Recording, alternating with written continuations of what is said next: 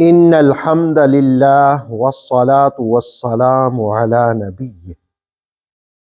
اللہ کا رنگ کیا ہے، اسے کیسے اختیار کیا جا سکتا ہے؟ سورہ بقرہ کی آیت 138 ہماری رہنمائی کرتی ہے۔ صبغۃ اللہ، اللہ کا رنگ اختیار کرو۔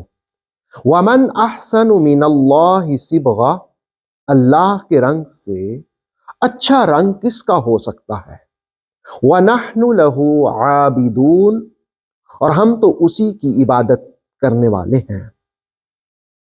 ناظرین، اللہ کا رنگ سبز، پیلا اور نیلا نہیں، اس کا رنگ تو شفاف، صاف، تابندہ اور محبت کا رنگ ہے، اور وہ محبت کا رنگ اسلام ہے، وہ دین ہے۔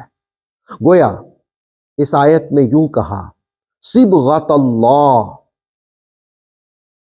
اللہ کے دین کا رنگ اختیار کرو۔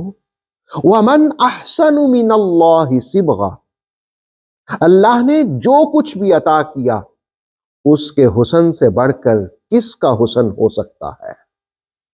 وَنَحْنُ لَهُ عَابِدُونَ، اور ہم تو اسی کی عبادت کرنے والے ہیں۔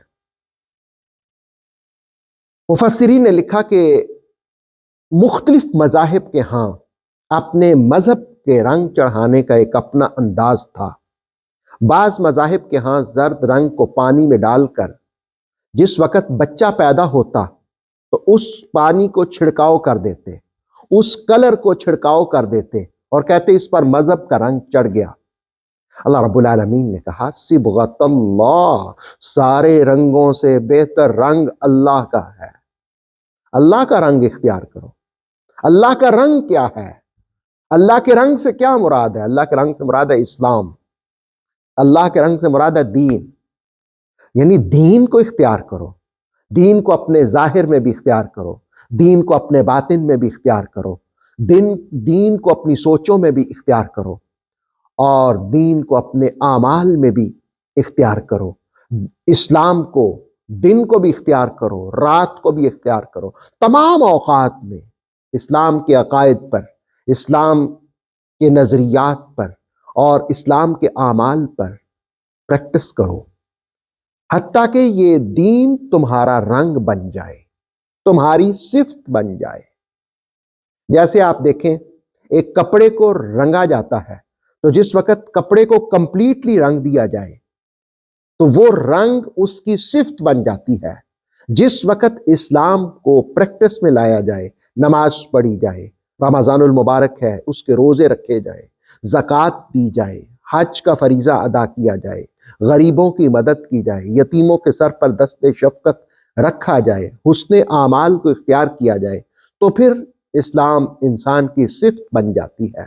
اور اللہ رب العالمین نے کہا، صبغۃ اللہ، اللہ کے دین کا رنگ اختیار کرو۔ وَمَنْ أَحْسَنُ مِنَ اللَّهِ صِبْغَةً، اور اس کے رنگ سے کس کا رنگ بہتر ہو سکتا ہے؟ گویا قرآن مجید نے رنگ کو ایک نئی راہ دی۔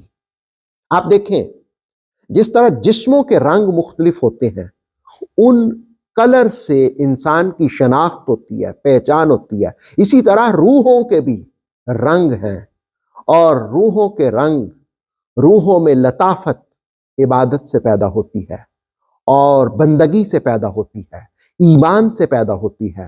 ایمان جس وقت زندگی میں آئے تو ایک لطیف اور پاکیزہ رنگ ابھرتا ہے، اور وہی رنگ اللہ کا ہے، وہی اسلام ہے، وہی دین ہے۔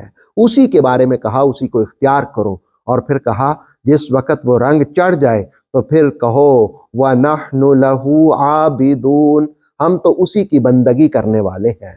سورہ بقرہ میں آپ دیکھیں تو کہیں پہ ہے عابدون، ہم اس کے لیے عبادت کرنے والے ہیں، کہیں پہ نحن لہو مسلمون، ہم اسی کے لیے اطاعت کرنے والے ہیں۔